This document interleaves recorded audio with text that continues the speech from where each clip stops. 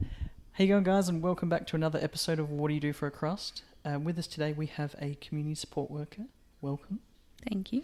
Thank you very much for being here and giving up your time. We're currently sitting in your beautiful living room. This is a stunning, stunning place. Thank you so much. It gives cool, chill vibes, but also it's very modern. Yes, I've made a big effort to make it like quite an eclectic space. Love my music. Yeah. Love natural influence through timber and plants and things too. I was going to say, it's great. Natural light. It's it is a really good spot. Yeah. Thank you very much for being here. We'll get right into our fast five as we normally do. So, income and salary range? Sorry. That's all right. I know it's a hard question because it depends on contract, it depends on what company, what sector, all that kind of thing, but a rough... Yeah, so I'm self-employed actually, and so a big part of my income is obviously through that, but I do some contracted work as well. Okay. In the last year, I earned between 65 and 75,000. Good money, and being that you're subcontracted or you're your own sort of business, you can set your times pretty fluid. Yeah, I choose my own hours. Nice. I source my own clients and negotiate with them depending what their needs are. Cool. And more recently I did make some changes just so that my work works with my life. I used to have very early mornings and I've changed that so that I can have more time to myself just to manage work-life balance a bit better. Very fair. Okay. Pathway in learning, how did you get into it? I got into it through, I guess, a bit of lived experience and just life experience supporting people in my community and life. I originally got a job in the disability sector working for a mental health organisation, and through that I was able to get enough experience just to be able to put myself out there as like a mental health support worker, and through there I was just given opportunities to start working a bit more hands-on with other disabilities as well from a physical perspective. And from there I've just grown through on-the-job experience. Nice. Okay.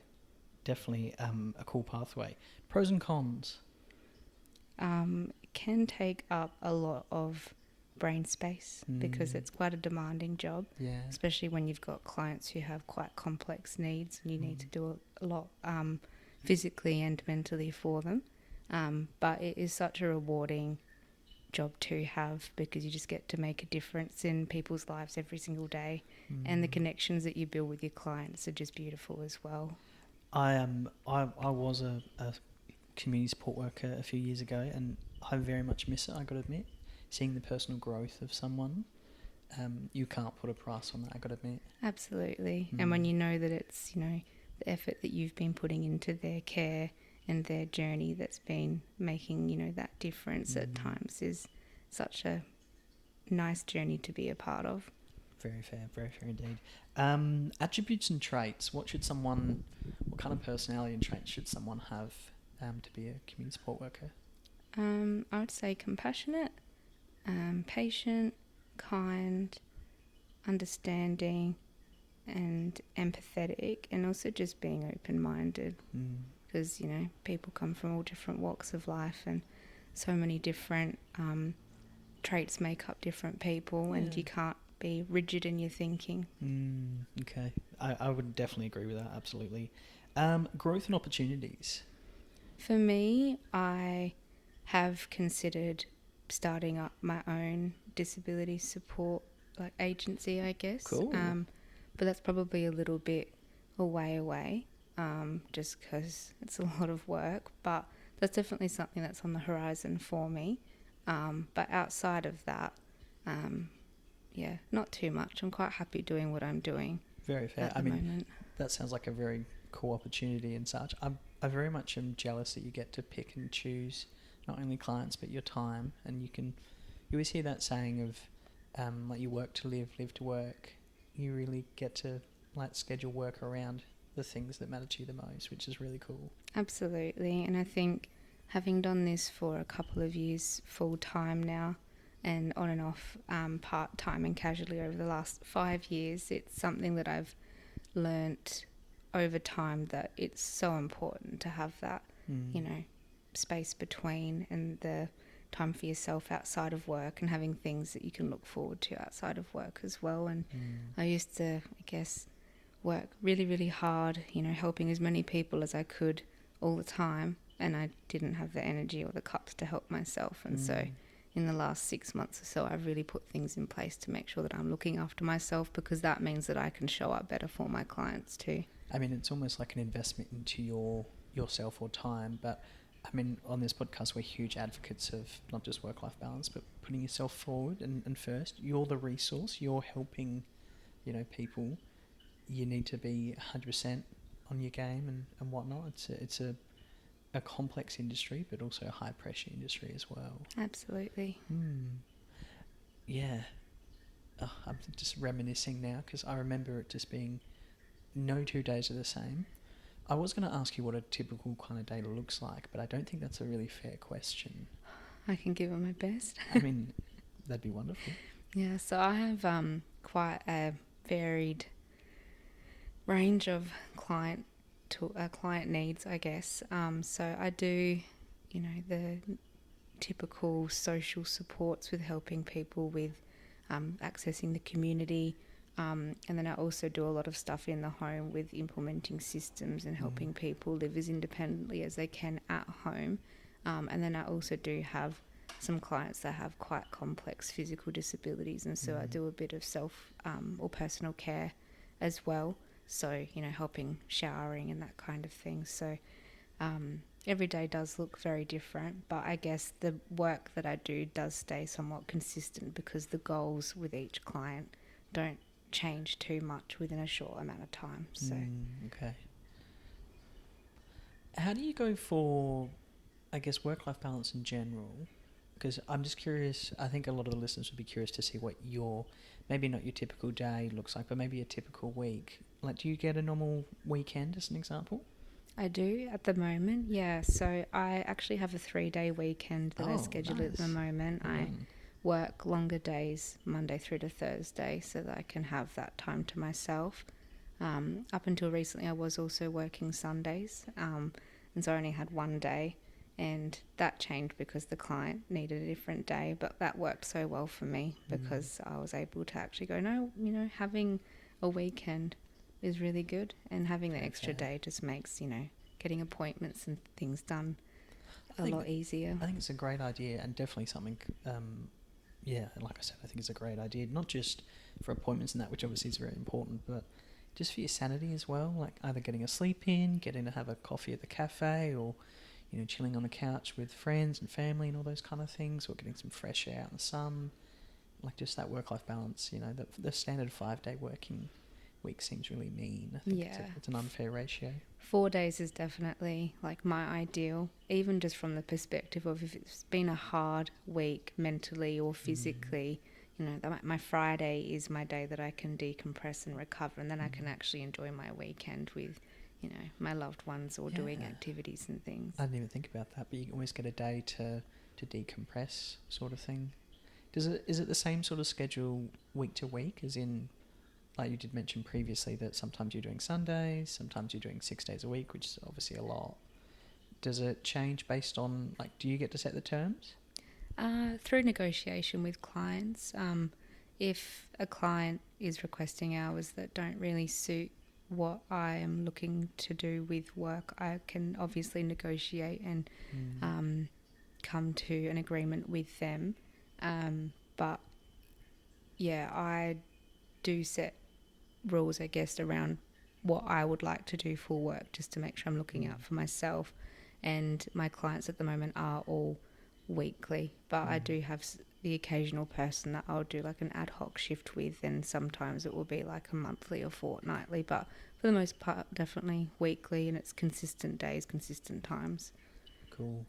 I definitely, your self-awareness is very impressive, I've got to admit, because I've met with a lot of individuals, either thus far or just in my working career, that just don't have that sort of self-awareness of needing to have a balance, or even just needing to take some time. You know, it's almost like they're admitting defeat, and I really don't see it that way at all. It's just a bit of self-care, which we all need. Oh, absolutely. And, even having worked with organisations before, there was such a stigma around taking mental health days and that kind of thing, but it's self-care. I generally think, like, if it's a sick day, mental health day, absolutely should be used. You bring up sick leave. It's I'm not sure if you brought it up or if I brought it up, but I'm curious. If you're sick, as we all do from time to time, we all, cold, flu, all those kind of things, how do you manage with clients? My clientele at the moment are quite understanding people in general, but if I am ever unwell, it's just letting them know as soon as possible. And I guess it depends on how unwell I am. If it's like a cold or flu, I obviously wouldn't want to put my clients at risk. But if it was just me feeling run down, I knew that it was a day that my client really needed my help, I would probably push through or, negotiate to an extent, like get the hard part done and then leave a little bit early just so I am actually getting some rest. But yeah, if I do need to call in sick, that's never an issue. That's good. But I guess working for myself does make that a bit hard outside of subcontracted work, because I don't have other people to fill in for me. Never know down the track. Yeah, maybe. I can imagine you being quite a good boss, just in the short 11.5 minutes we've been chatting. Your self-awareness, your value on work-life balance, on mental health days. I mean, I wouldn't mind a boss like that. Not to flatter you too much, but thank you. Definitely sounds like a good person to be leading, that's for sure. Yeah, fair enough. It's nice that you've got some really good flexible clients, which is awesome. So I'm getting distracted by the cat on the coffee table. It's very cute. She's very curious. Yeah, so what's all these chords? Okay. So if I wanted to be a community support worker, and like yourself, on my own, what do I need to do in place? Where do we go? Do I need to get an ABN as an example? Yeah, so to be an independent support worker, ABN is a definite.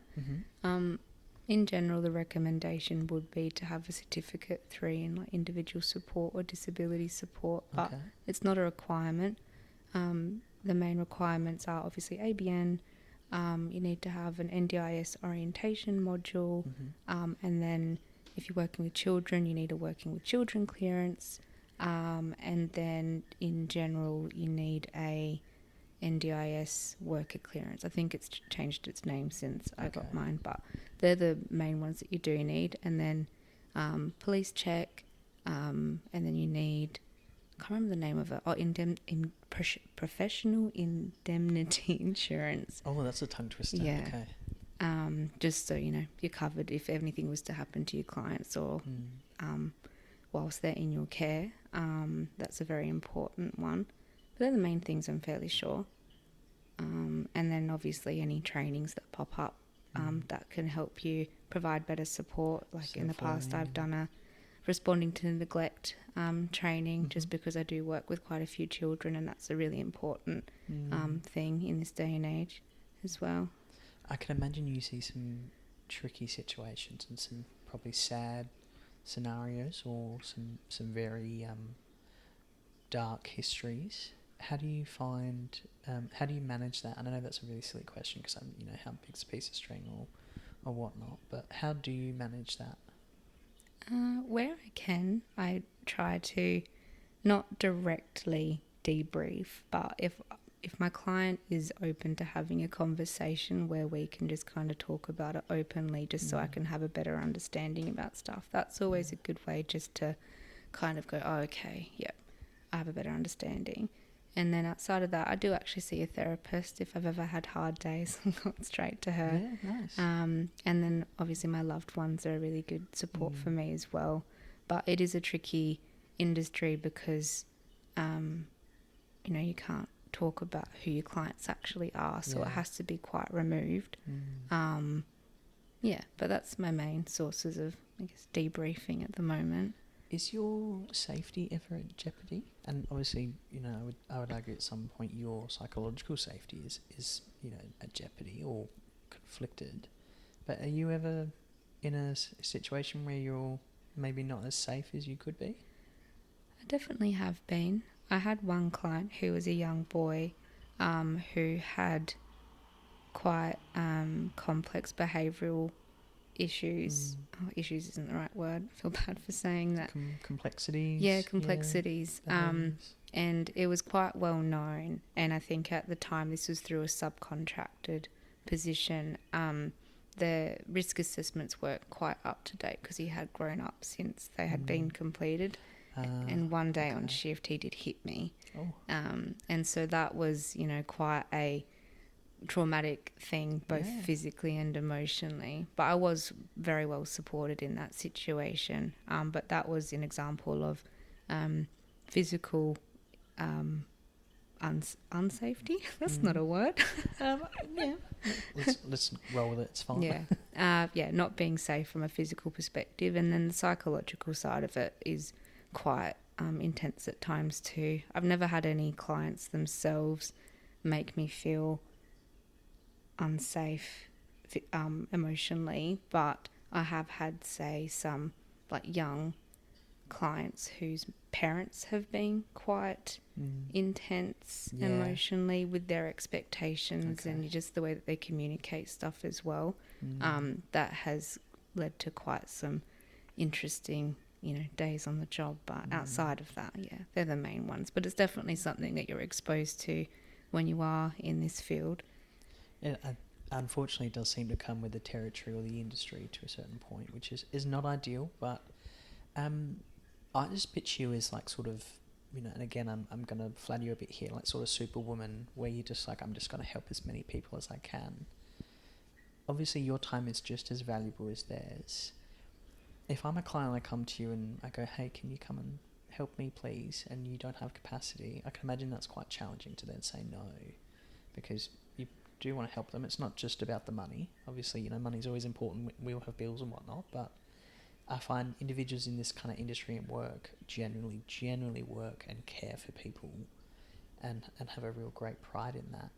Is it hard to say no? It can be. When I first started out doing this full time, it was quite hard to say no.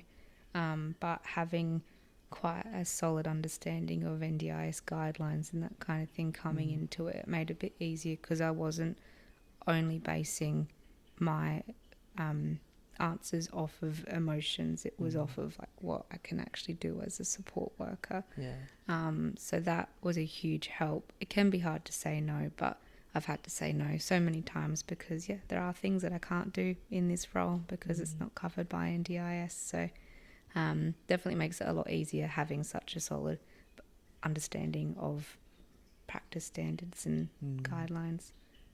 Would you give any advice to someone who's maybe listening and going, this sounds like something I really want to do?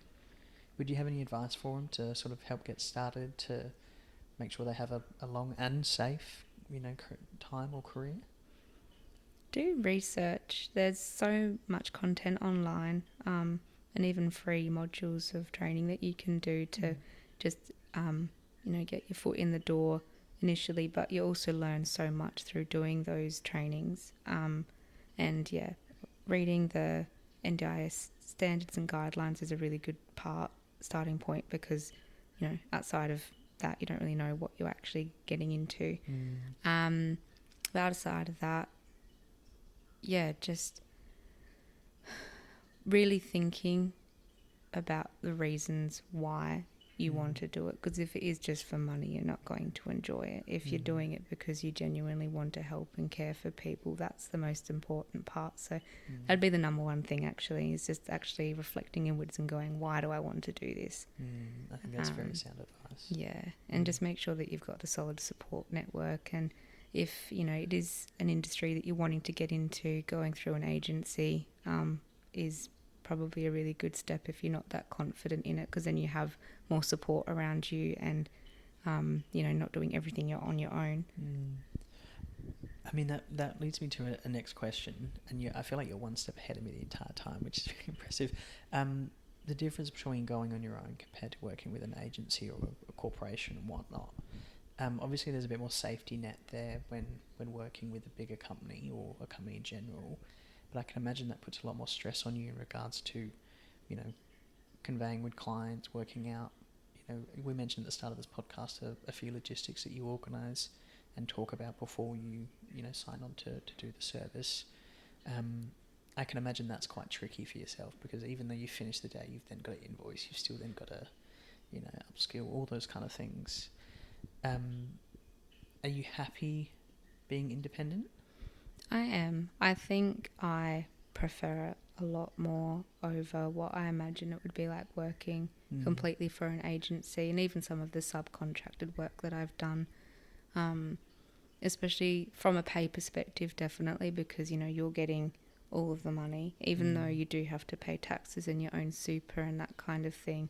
At the end of the day, it is actually more in your pocket for the same amount of work that you would be doing if you were being employed by someone else. So it just makes it feel a bit more fair when you're the one doing all the hard work on the ground. It's very, very true, isn't it? At the end of the day, whether they're a non-for-profit or a charity, it is still a business in some shape or form. And from a business perspective, I guess, the invoicing's not that hard. I have a software program that automates everything for me, and I do all of my own service agreements, which is not hard either. There's templates online that you can copy and download for free. Not that I did that. I wrote my own based off of other information that I gathered. And then lost my train of thought. Service agreements, invoicing. For like finding clients, I use quite a few like Facebook, NDIS oriented groups, and then there's also platforms that you can find clients through as well. And then I do a free meet and greet to talk about services in person, and then from there we can like mutually agree or decide not to go ahead. But I really prioritize doing those meet and greets because it's so different reading what someone needs on paper versus actually what they need, when you're talking face to face, and also whether their energy is something that matches what you're wanting to work with, or if it's actually just too complex for what you have the capacity for as well. I definitely want to remove a stereotype here. I'm like I mentioned, I have been a community support worker previously and very much enjoyed it and miss it immensely. But I think there's a bit of a bad stereotype that a community support worker, you take someone out, you go for a coffee, and like that's kind of it. Like, some people think that it's an easy job. You're taking them to go grocery shopping, and then you take them home, and then like that's it. And I hate hearing that. Can you disprove that? Yeah. Good. It's a hard job. Like, you obviously do get clients that have easy goals and needs to work towards. But all of my clients have quite complex needs, or there's so many things that we're working towards. And yes, I do get some easy days where it's just going out for dinner or grabbing a coffee or something. But outside of that, you're someone's personal driver, you're their second brain, you're their like emotional personal support. assistant, their emotional support, you're their physical support at times too. And every disability has different needs and requirements that come with it, but it just because someone's I'll do my rabbit ear things, more disabled doesn't mean that they're, harder to care for, or vice versa. I've had a client who was completely paralysed and non-verbal, and she was, from a stereotype perspective, easier to care for than some of my autistic clients, for example.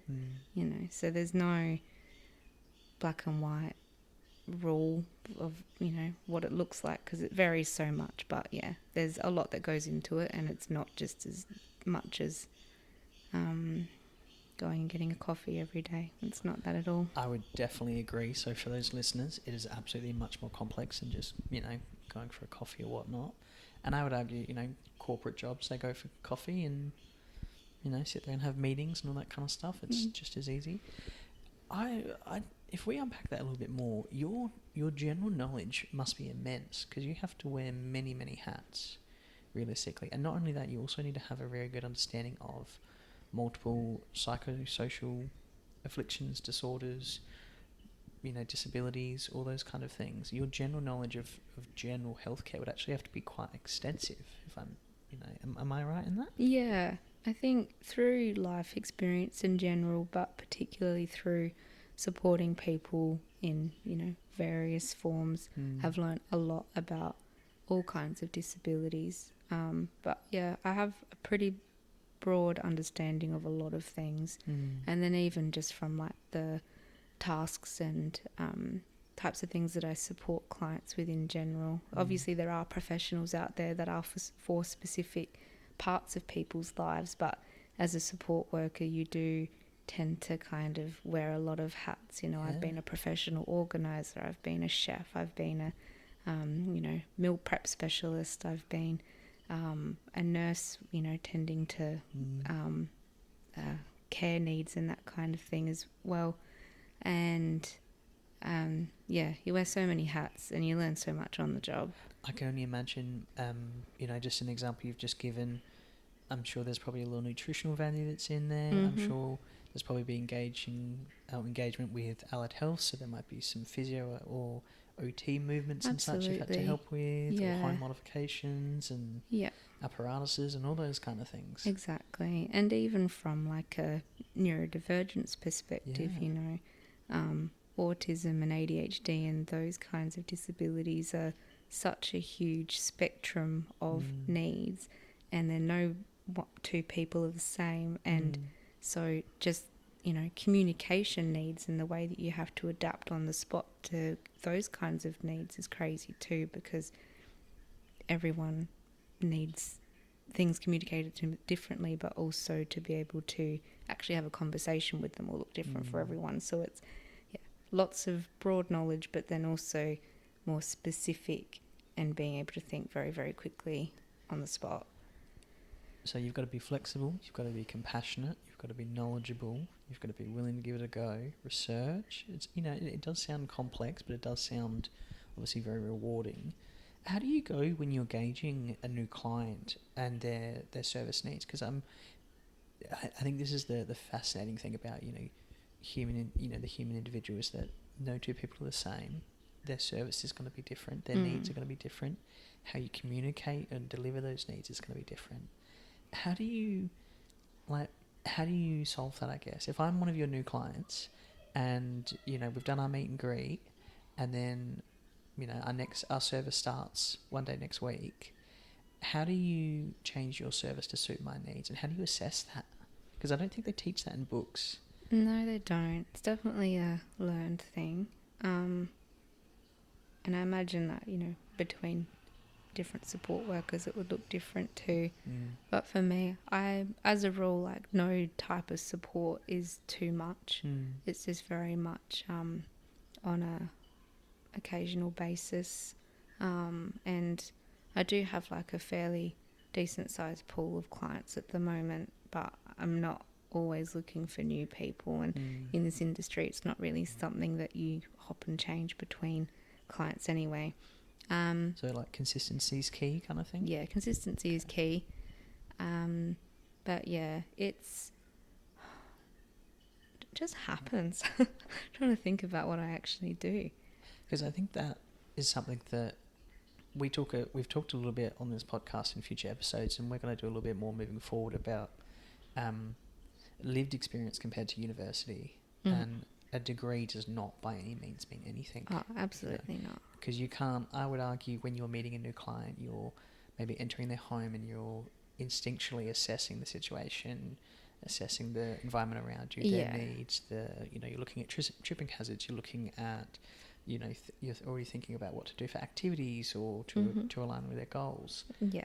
Those kind of things you don't learn in a degree. No. It almost naturally happens. Yeah, and that's a really good point, is that, you're always kind of doing risk assessments in your head and brainstorming what you could do and how you could help them, even from like the moment that they message you or however they reach out to you to be like, hey, I'm interested, and then you have a bit of a chat, and then it just constantly evolves. And even, I've got clients that I've been supporting for over a year, and every time we're always brainstorming new ways that we can do things and try out different activities to help them on their journey and that kind of thing. So there's no one way. It's just I find it's a very personable thing. It is. And yeah, there's not a specific way that I do it. It's just always through conversation. And, you know, if there's something that I identify in the first few supports and go, oh, do you think you know, could benefit from this? I'm always putting ideas out there in a way that is supportive, as opposed to being like, you should be doing better. Yeah, so. Do you think, this might be a bit of a political question, do you think this more suits females being natural caregivers? Because I don't lean into that kind of space or area, if I'm honest, given that I was a community support worker and like to think I did the job well. I hope I did. But do you think it attracts a certain kind of person rather than gender? That I think it's, yeah, person and personality. But in saying that, I think women could be more drawn to the industry because fundamentally we are very compassionate people. I think you need to be. And that's, yeah, a huge part of it. But I do know quite a few male support workers, and I honestly encourage, I have encouraged a lot of people to look into it, because I've just gone, you've got the right personality and nature for it. And I think a space that has quite a high demand for males coming into the industry is being like a role model and like mentor for young men, because, you know, I think that's quite a big gap, and I think that's a really nice area for people to come into, especially if they've got, you know, all the right traits and values coming into it. Very fair, very fair. You mentioned before working with a sort of a wide demographic. I hope I heard that correctly, that you do have, you know, some younger individuals and such. Is there a specific demographic that you normally work with, or age group, or is it just anyone that sort of aligns and you think is going to be a good fit? Yeah, the latter.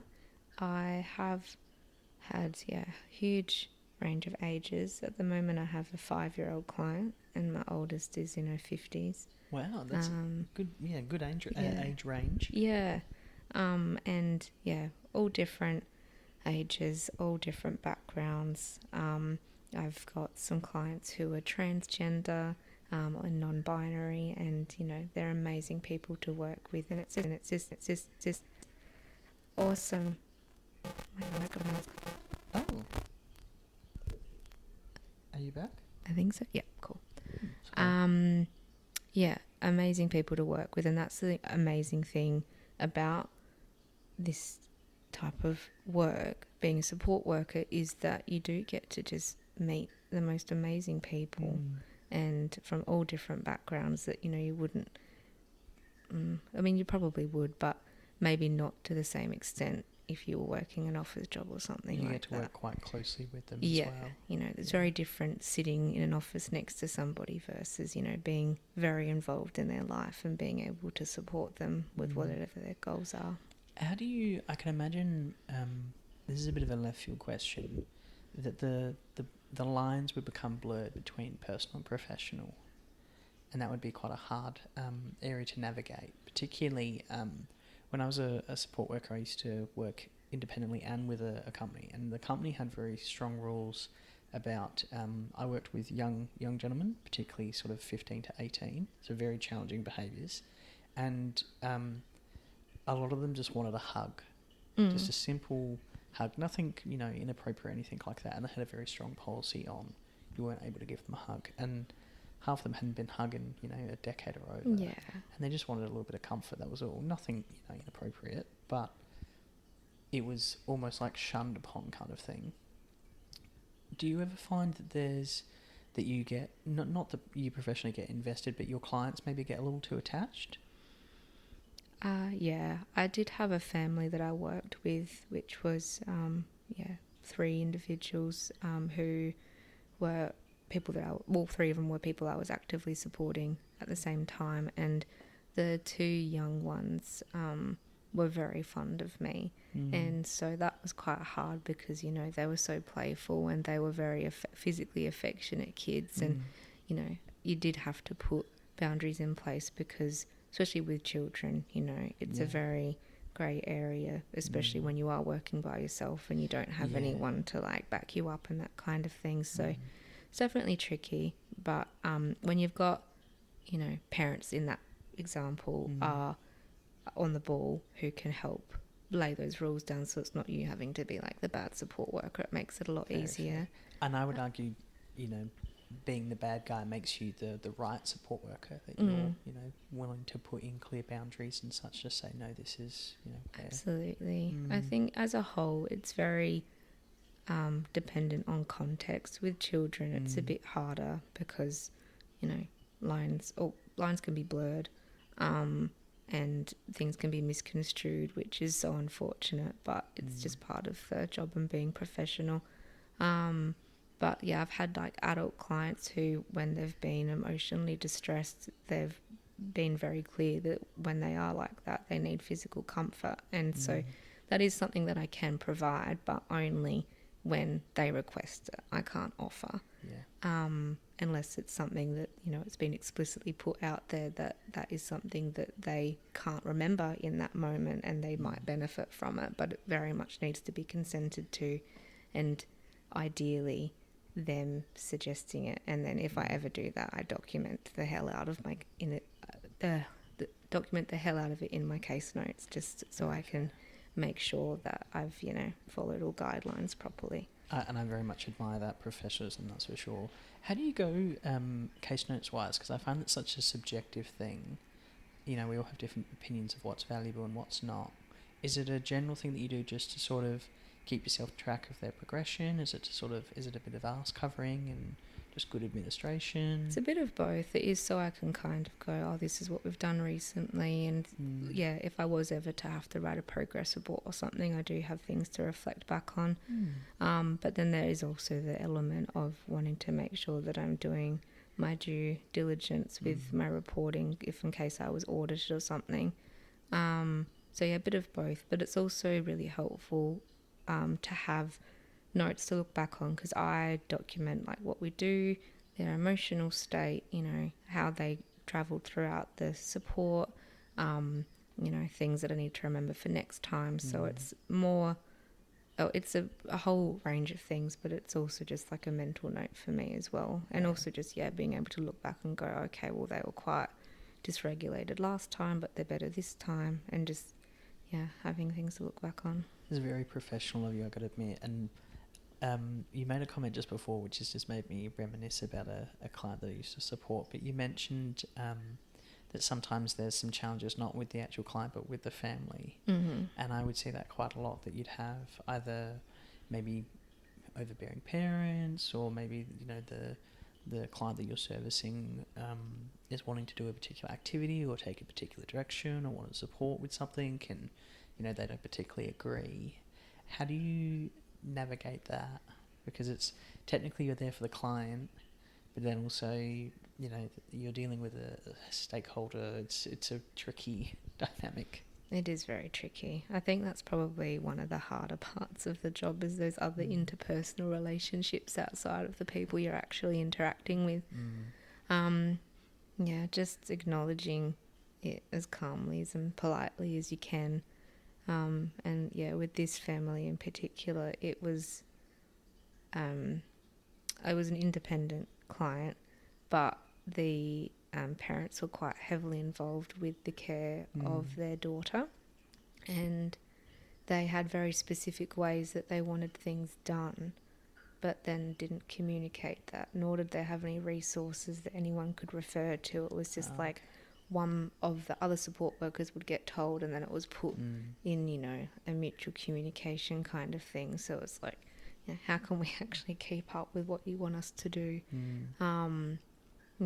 It was tricky at times, but manageable. And it's just, you know, open communication and being honest about your limitations and misunderstandings of things, and being like, I need more direction because I don't actually know what you need from me. I feel like you I definitely think you're very good at what you do, just in how you're explaining things, and you have a very calm nature, a very calm presence, and very professional, and, you know, you're very much keeping with administration, and you're following all those key things. I feel like any organisation that had you has just lost a big resource, and you've kind of got enough stuff here, so I'm going to go on my own because I can do this better than you are. Yeah. Fair enough, because I'm sure there would be a few people that would be in that situation and go, well, I feel that yeah, I'm putting in all the work and not getting any of the reward, or maybe not fully the reward. And Yeah, yeah.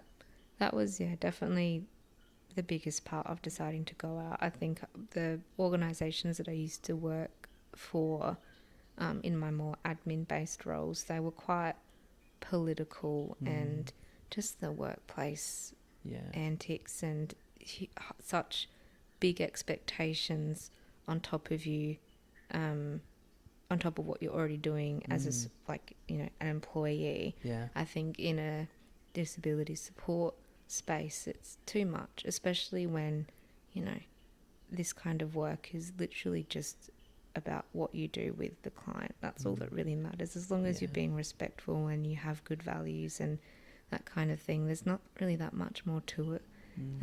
That's from your perspective, though, someone that's been doing it for several years and obviously very good at it. That might be different for someone that's just trying to get into it. And I'm sure you've seen many situations. Absolutely. And overcome a lot of difficult challenges and adversities. Yeah. And broken down a lot of barriers and such. Yeah, absolutely. And again, like if you're somebody who is new to the sector and wanting to give it a go, I would 100% recommend going through a company just so that you do have that support if you weren't confident going out on your own. But for me, it was definitely having had experience and going, I think I can do this a bit better for myself anyway. Very fair. Yeah. I know there are some companies out there that, there are some good ones and there are some bad ones in any industry. And it is hard to identify which are the good ones and which are the bad, particularly when you're entering as well. It's tricky. Can I ask you, I remember a lot of the time I'd find the challenges of the role would be, the limit would be of the actual client themselves in trying to get motivation, or, they'd be their own worst enemy or they'd get in their own way. I'll give you an example. I used to support a young gentleman and he just wanted to improve his health a little bit. And he didn't want to run, he didn't want to lift weights, he didn't want to eat any healthier, he just wanted to swim. Mm-hmm. No worries at all. I was like, no problem, we'll go swimming. How often do you want to go? Oh, I want to go twice a week. Okay. We worked out a plan, we got a membership, it was out in a little bit regional, but we found the local pool, no worries at all. And then I would get there that morning and go, yep, you got your bathers, I've got the towels, let's go. And he'd be like, I don't feel like it today.